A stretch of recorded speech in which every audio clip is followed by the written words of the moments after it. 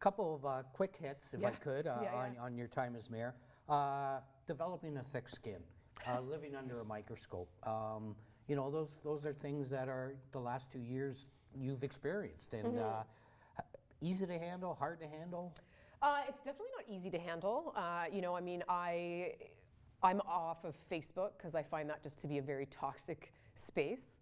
That's probably not a bad call. It's not a bad call, and you know, I do use Twitter and Instagram and TikTok, which skew younger.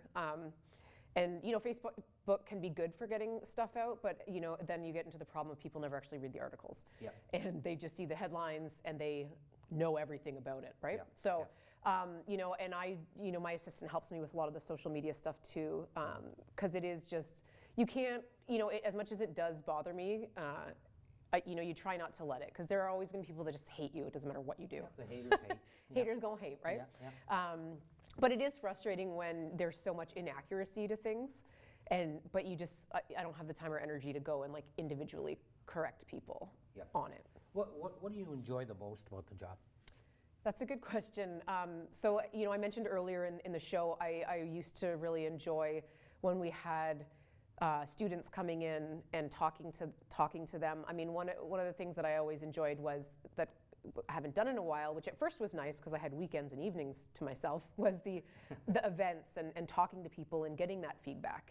And particularly trying to engage populations that aren't normally engaged or often kind of ignored.